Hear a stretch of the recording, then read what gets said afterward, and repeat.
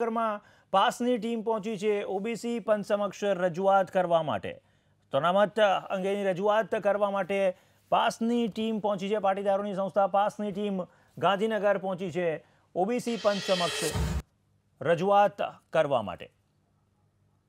તો મરાઠા સમાજને અનામત મળ્યા બાદ ઓબીસી પંચ સમક્ષ રજૂઆત કરવા માટે પાટીદારોની સંસ્થા પાસની તૈયારી, અને ત્યારબાદ હવે પાસ ગાંધીનગર પહોંચ્યું છે ઓબીસી પંચ સમક્ષ રજૂઆત કરવા માટે। અમારા સંવાદદાતા કલ્પેશ રાવલ જોડાઈ રહ્યા છે। કલ્પેશ, પાસની ટીમ પણ પહોંચી છે હવે ઓબીસી પંચ સમક્ષ રજૂઆત કરવા માટે, શું જાણવા મળી રહ્યું છે? તો રજૂઆત જેનુલ કરવામાં આવી હતી, પરંતુ ફરીથી બોલાવવામાં આવેલા છે। એટલે 5 જે સભ્યોની ટીમ જે છે તે અત્યારે ઓબીસી કમિશન સમક્ષ પહોંચી છે ખાસ।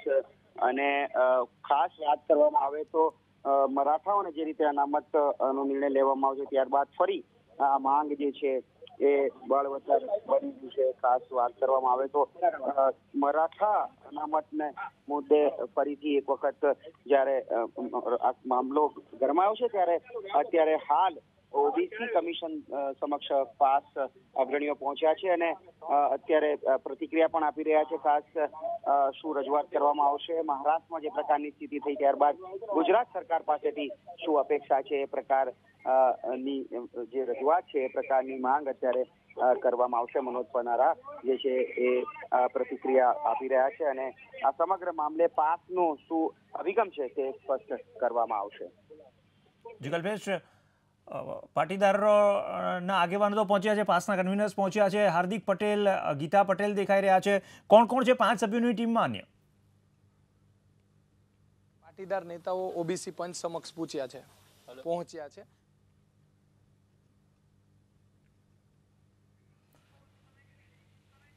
તો ગાંધીનગરમાં પાસની ટીમ પહોંચી છે ઓબીસી પંચ સમક્ષ રજૂઆત કરવા માટે, અને 5 સભ્યોની આ ટીમ છે પાસની, અને તેઓ પ્રતિક્રિયા આપી રહ્યા છે। આવો સાંભળીએ।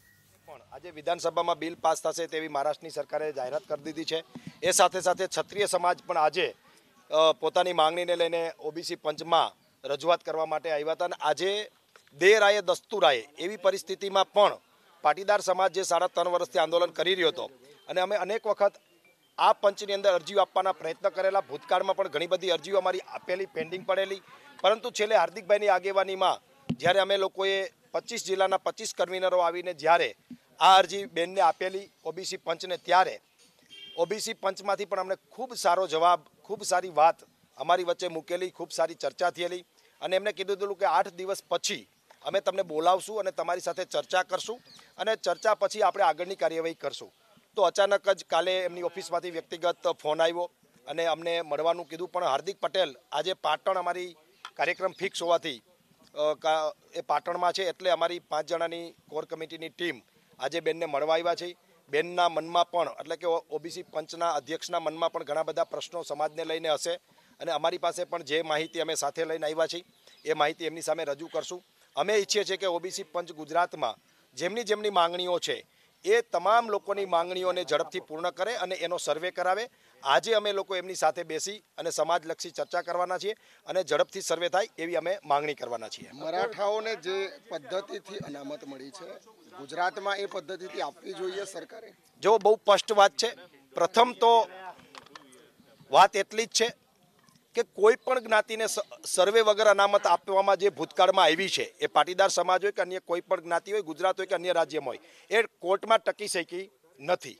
એટલા માટે પ્રથમ વાત એ છે અમારી કે તમે લોકો પ્રથમ તો સર્વે કરાવો, અને સર્વેના આધારે વિધાનસભાની અંદર બિલ પાસ થાય, અને પછી એનું નામ કોઈ પણ આપી શકાય અને કોઈ પણ રીતે આપી શકાય, પરંતુ સર્વે એ કમ્પલસરી છે। એટલે ઓબીસી પંચ સર્વે કરે એ અમારી પ્રાથમિક માંગણી છે।